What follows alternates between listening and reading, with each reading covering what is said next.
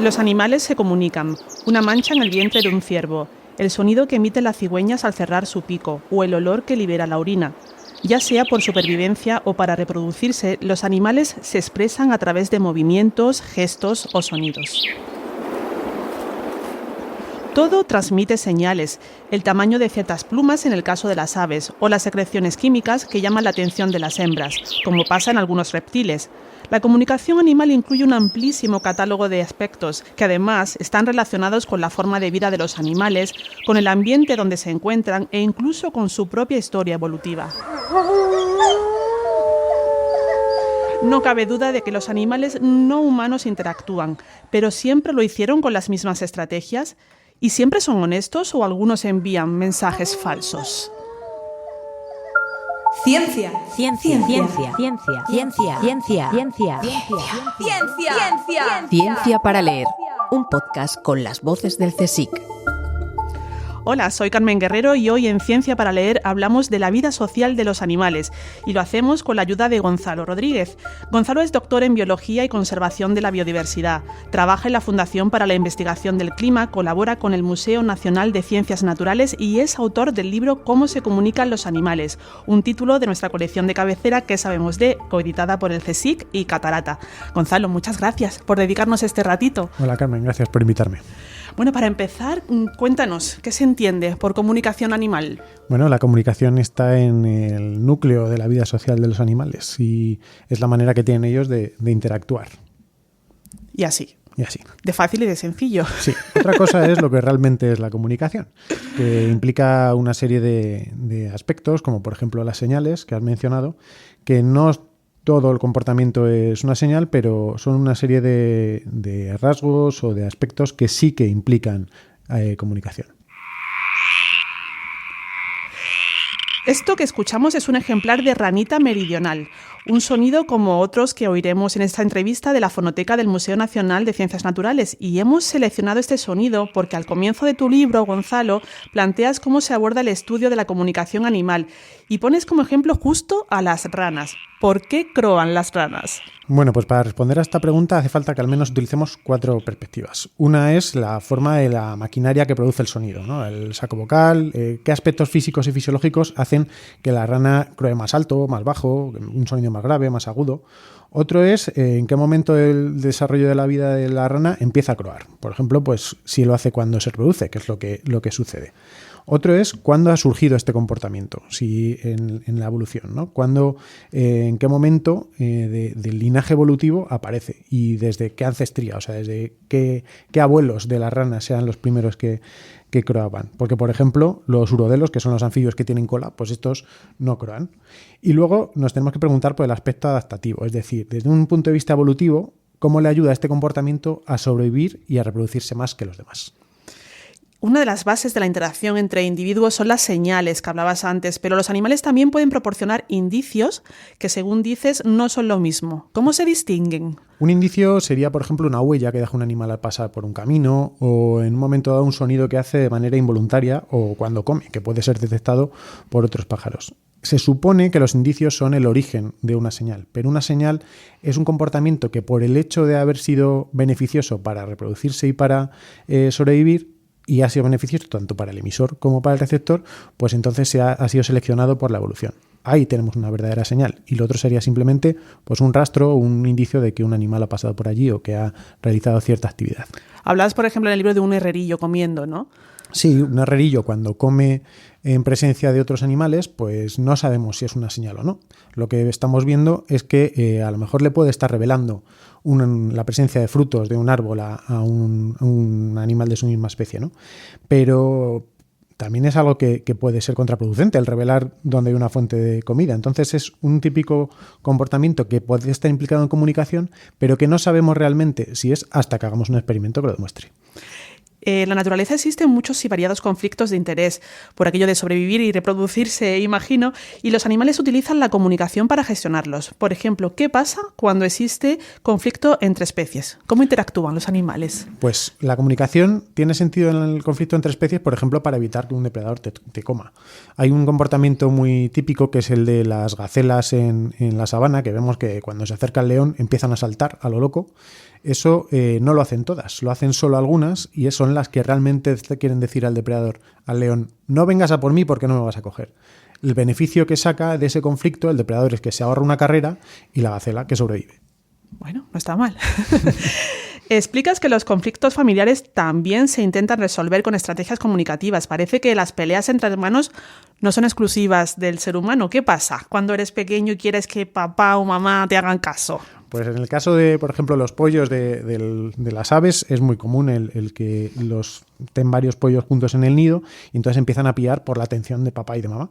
Pero realmente esa atención lo que implica es comida. Los padres vienen con comida y lo que hacen es ir alimentando a cada uno. Y esto se está estudiando mucho, hay muchas casuísticas distintas, pero parece ser que hay algunas señales en cuanto al volumen del canto de la llamada, la frecuencia de llamada que puede indicar que tienen más hambre, o también una serie de marcas que tienen dentro del pico, que los padres podrían ver y decidir a cuál alimentan en función de esas señales. De todas formas, no todo es conflicto en el panorama comunicativo. También hay casos de cooperación. Cuéntanos alguno, Gonzalo. Pues el caso más paradigmático puede ser el de las abejas o el de las hormigas, ¿no? Que se comunican unas a otras para indicar dónde hay una fuente de comida. Lo que pasa que es que aquí sí que es verdad que la comunicación la podemos entender casi como si la propia colonia de las hormigas fuese un individuo en sí mismo, porque son todos muy parecidos y trabajan todos por el interés de la propia colonia, no del interés individual. Y también dices en el libro que la comunicación animal se puede analizar con un enfoque económico. ¿En qué se traduce esto? ¿Cómo se aborda este enfoque? Bueno, cualquier comportamiento que implique comunicación se puede plantear como si fuese algo costoso. De hecho, muchos son costosos, ¿no? Comunicar tiene un coste, pero a la vez tiene beneficios. Entonces, esos beneficios que pueden ser desde comida a tener una defensa, como por ejemplo lo que hablamos con el león, o costes, beneficios indirectos, como puede ser sobrevivir y reproducirse, que son realmente los que importan, pues al final podemos hacer como una contabilidad entre lo que nos cuesta y el beneficio que obtenemos. Y si hablamos de costes, ahí está sonando el macho del ruiseñor. ¿Paga un precio muy alto por cantar así de bien y de llamativo? Invierte muchísimo, paga un coste muy grande. Se sabe que puede llegar a perder hasta un 10% del peso corporal, wow, solo por intentar atraer a la hembra con su canto. ¿Y qué otras especies se arriesgan mucho al enviar mensajes, Gonzalo? Bueno, el hecho de cantar o de mostrarte con colores muy vivos hace que seas muy llamativo y que en un momento dado asumas un riesgo a la hora de ser depredado. O también, por ejemplo, en algunas especies que utilizan la comunicación química, el destinar ciertos compuestos a señalizar que eres bueno, que eres atractivo, pues implica que no los puedes destinar a otra cosa, con lo cual el coste es muy alto. Y ahí tenemos también al pavo real, que siempre me ha llamado muchísimo la atención, lo llamativo que es y no sé si lo mal que se defiende de un posible depredador. Bueno, es una de las cosas que más le trajo de cabeza a Darwin, ¿no? El hecho del pavo real y la cola que tenía. Darwin precisamente se preguntó mucho por esto y la respuesta a la que llegó él y muchos investigadores después es que podría estar implicado en una selección sexual, en que la hembra realmente se ve atraída por ello y el hecho de tener una cola tan grande, tan molesta, tan difícil de mantener, es una señal para la hembra para decir, este puede, este tiene una calidad genética buena. Entonces, el hecho de sobrevivir llevando eso encima, lo que se llama ese hándicap, pues es una señal de que el macho es muy bueno, es muy capaz. ¿Y los animales son conscientes de su propio discurso cuando comunican? Esto tiene su miga, ¿verdad? Sí, a mí es lo que me gustaría saber, pero realmente no lo sabemos. Aquí hay distintas perspectivas. La gente que estudia quizá más la consciencia sí que puede decirnos algunas cosas que dices, es que cómo no van a saber de esto. Hay algunos animales que son capaces de... Ayer, por ejemplo, estuve trabajando en un artículo que parece que las lagartijas son capaces de ser conscientes de su propio olor y de diferenciarlo del de al lado. Y dices, vale, es una ventaja el hecho de ser consciente del olor, pero será consciente de su propia existencia, que a los bebés es una cosa que les pasa bastante tarde, el ser conscientes de que es algo distinto de sus padres, ¿no? A mí es la pregunta que me trae de cabeza y quizá por la que inicialmente empecé esto, pero realmente no hay manera de saberlo y no sé si algún día sabremos. Necesitaríamos comunicarnos con ellos directamente para saber si son conscientes de algo. Y directamente me refiero con el mismo lenguaje que utilizamos y tener una conversación. Y eso por el momento posible no es. Bueno, hace poco ha salido un estudio de las ballenas y la NASA que están intentando comunicarse con ellos y han tenido una conversación como de 20 minutos. Pero eso sí, utilizando su lenguaje, no el nuestro. Han averiguado qué es lo que podían utilizar y qué significado podían tener algunas señales y han conseguido mantener una conversación. Habrá que preguntarles. Mentirosa. Y a ritmo de cumbia retomo la pregunta que lanzaba al principio, Gonzalo. ¿Hay mucho mentiroso y mucha mentirosa en el mundo animal? Algunos, hay pocos casos en comparación con los que dicen la verdad, pero hay algunos casos en los que la mentira precisamente te permite sobrevivir o comer más. O sea que si mientes sobrevives. A veces sí, a veces no. En una población en la que toda la gente diga la verdad o todos los individuos digan la verdad, realmente mentir podría ser beneficioso si solo lo hace uno, pero si lo hacen todos, no, porque deja de ser la norma, entonces no tiene ventaja alguna. Pero hay especies que sí que utilizan la mentira a veces, por ejemplo, para camuflarse. Hay especies que utilizan una coloración que indica que pueden ser peligrosas cuando en realidad no lo son. Lo que están haciendo es imitar a otras especies que sí lo son y que tienen, por ejemplo, colores amarillos y negros o colores vistosos que normalmente indican peligro. Uh-huh.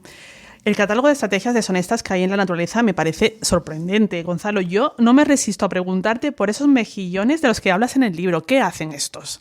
Bueno, estos son unos mejillones que viven en Norteamérica, que son de la familia Unionidae, que bueno, es una familia que vive normalmente en ríos y que tienen unas larvas que se llaman gloquidios, que son como unas pequeñas bolitas que escupen de su cuerpo y que tienen unos ganchos que se enganchan a los peces. Entonces, el problema es atraer a un pez para que venga a por ello, ¿no? Y lo que hacen es que sacan una parte del cuerpo que simula ser un pececillo. Estamos hablando de un mejillón que saca como un trocillo del pie, ¿no? de su cuerpo fuera de la concha y que incluso hace que se mueva como si fuese un pez que está nadando. Entonces, cuando viene un pez más grande a por él, en el momento en el que toca eso, le escupe los gloquidios, estas larvitas se le enganchan y ya pueden irse a otro lado y es la manera de tener de moverse el mejillón. Pero lo alucinante es que si vemos cómo es ese trocito de pez, que es un pez, es que no hay manera de distinguirlo. La puesta en escena a mí me parece alucinante. ¿Tú tienes algún mentiroso o mentirosa preferido dentro del mundo animal? Claro, digo. Pues quizás sea porque me dedica mucho tiempo a los reptiles, pero un mentiroso que me fascina es una serpiente que creo que es iraní, que tiene la parte final de la cola, tiene forma de araña. Y entonces mueve la cola como si fuese una araña que se mueve por las piedras y eso hace que vengan pájaros a intentar comerse la araña y cuando el pájaro se acerca a comer la araña, pues el que acaba comido es el pájaro. Tu investigación se ha centrado en la ecología del comportamiento precisamente de los reptiles y quería preguntarte qué peculiaridades comunicativas tiene esta familia, aparte de esa serpiente que nos has contado. Pues yo, sobre todo con lo que he trabajado es con el tema de la comunicación química, que es algo así como la colonia que utilizan las lagartijas, que es con lo que yo he trabajado, para atraer a las hembras o para defenderse de otros individuos. Lo alucinante de las lagartijas con las que yo he trabajado, aunque esto pasa en muchas, es que prácticamente todas las interacciones sociales están regidas por el aspecto químico, por el olfato, aunque también bastante por el olor, sobre todo, o sea, por el color, sobre todo por el ultravioleta, que es algo que nosotros no vemos y que estudiarlo pues nos revela un montón de cosas, como por ejemplo la calidad genética o qué individuos tienen mejor sistema inmune, cosas así. Escuchamos un sonido reconocible, muy reconocible, diría yo, que es el del lobo. La mayoría de las investigaciones se centran en las señales que produce el macho, como la de este lobo, pero tú le dedicas un capítulo a las hembras. ¿por qué no existen prácticamente estudios sobre las señales de ellas, Gonzalo? De hecho, el capítulo es bastante corto porque hay muy pocas. Sí, creo que se llama El caso de los ornamentos de las hembras, ¿verdad? Sí, hay una diferencia muy grande entre lo que se sabe de los ornamentos de los machos y lo que se sabe de los ornamentos de las hembras. A pesar de que ellas tienen un papel secundario, pero clave en todo esto, y es que digo papel secundario porque si se han estudiado los ornamentos de los machos, quien lo provoca es que las hembras elijan a estos machos o a estos otros, ¿no? Pero en realidad los rasgos de las hembras, que también existen, se han estudiado muy poco. Es verdad que la gran mayoría de hembras son mucho menos vistosas, probablemente porque a ellas lo que les viene bien es camuflarse. Entonces no hay colores, no hay olores muy fuertes, pero lo que sí es verdad es que se han estudiado muy poquito. Puede que haya algo de dificultad, que por ejemplo, las lagartijas con las que yo trabajo, las hembras salen en momentos muy pequeños en la época de reproducción y luego desaparecen y es muy difícil capturarlas. Pero yo creo que en realidad lo que pasa es que hemos tenido un sesgo que no nos hemos dado cuenta y nos hemos centrado más en los machos que en las hembras. Ahora hay mucha gente que está empezando a ver por qué hay hembras que no se reproducen, que antes se pensaba que todas lo hacían, o por qué tienen estos rasgos. Y bueno, espero que en unos años podamos tener una información suficiente quizá para sacar otro libro y no un capitulito pequeño. O sea que ahí hay horizonte, ¿no?, para explorar. Mucho, mucho, mucho. ¿Cómo he llegado hasta aquí? Gonzalo, en esta sección nos acercamos a las profesiones que existen en torno a la ciencia. ¿Tú qué camino seguiste para llegar a ser investigador sobre el comportamiento animal? Bueno, yo estudié biología en la Universidad de Salamanca. Después de estar allí un tiempo hice un máster en biología de la conservación y me planteé el hecho de hacer la tesis. Yo empecé como botánico realmente, no empecé como zoólogo. Pero el hecho de tener un profesor pues que en un momento dado te impacta y te toca qué es lo que hace y las preguntas que plantea y cómo trabaja, pues me acercó mucho al mundo de las lagartijas. Y luego tuve la suerte de poder seguir por ahí. Conseguí una beca FPI para hacer la tesis en el Museo de Ciencias Naturales y estuve en el grupo de Pilar López y de José Martín, pues casi 10 años he estado al final trabajando con ellos y bueno, pues investigando ahí. Ahora, digamos que he dejado un poco la carrera académica, básicamente porque esto no es para todo el mundo y exige muchos sacrificios. Y estoy ahora pues derivando mis investigaciones a otras cosas que tienen que ver más con el cambio climático. Entonces, ¿en qué estás ahora enfrascado? Pues sigo haciendo cosas con el comportamiento animal. Tengo algún proyecto todavía que tengo pendiente de realizar con la lagartija colilarga, pero estoy básicamente dedicado ahora a estudiar cómo podemos ayudar a que los bosques españoles pues se adapten mejor al cambio climático y qué especies son las que mejor van a venir en un futuro dependiendo de los escenarios que tenemos, que son más probables. ¿Y hubo alguna anécdota, alguna experiencia determinante para ti que dijeras, pues es que yo quiero dedicarme a la investigación? Pues sí. Siempre tenéis alguna por ahí escondida. Yo quería ser profesor inicialmente de instituto, pero cuando empiezas a ver lo que implica el dedicarte a intentar resolver preguntas y lo bonito que es y cómo estimula eso, a mí hubo una que fue cuando me di cuenta que esto era lo mío, que es haciendo la tesis, que yo la tesis me la planteé como un camino de inicio y fin y que no iba a seguir en ello. Pero hubo una noche que vi amanecer trabajando y preguntándome cosas delante de una pizarra y me puse a trabajar y por la mañana apareció una compañera que estaba allí conmigo en la estación biológica del Ventorrillo del Museo de Ciencias Naturales y me dijo, ¿no has dormido? Y dije, pero ¿cómo? No, has estado toda la noche aquí y no te has dado cuenta, pero es de día. Y no me había pasado nunca. Y entonces dije, bueno, pues nunca había encontrado nada que me fascinase tanto y a lo que pudiese dedicar tantas horas, tanto esfuerzo y sobre todo que me llamase tanto desde dentro, ¿no? Y ahí fue cuando me di cuenta que esto era lo mío. La contraportada. Ahora, Gonzalo, toca comunicarse de forma breve y con un objetivo muy concreto. ¿Te animas? Sí. Venga, vamos a ello. En un minuto, cuéntanos qué se van a encontrar las personas que lean este título de la colección que sabemos de. Pues se van a encontrar un paseo por toda la ecología evolutiva, que utiliza como excusa quizá la comunicación de los animales, pero en el que van a encontrar textos sobre evolución, sobre ecología del comportamiento y no solo sobre cómo se comunican los animales. Creo que es un libro diferente de los que podemos encontrar acerca de este tema y que por lo que dicen, es muy interesante. Pues Gonzalo Rodríguez, investigador y autor del libro Cómo se comunican los animales, ha sido un placer conocer contigo cómo y por qué se interactúa en el mundo animal. Igualmente, muchas gracias, Carmen. Yo, a partir de ahora, cuando escucho a un ruiseñor cantar, le desearé suerte para que ese esfuerzo tenga su recompensa. Que menos.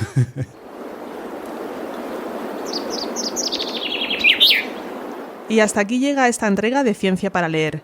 En la producción ha estado Erika Delgado y delante del micro Carmen Guerrero. Muchas gracias por estar al otro lado y hasta la próxima lectura.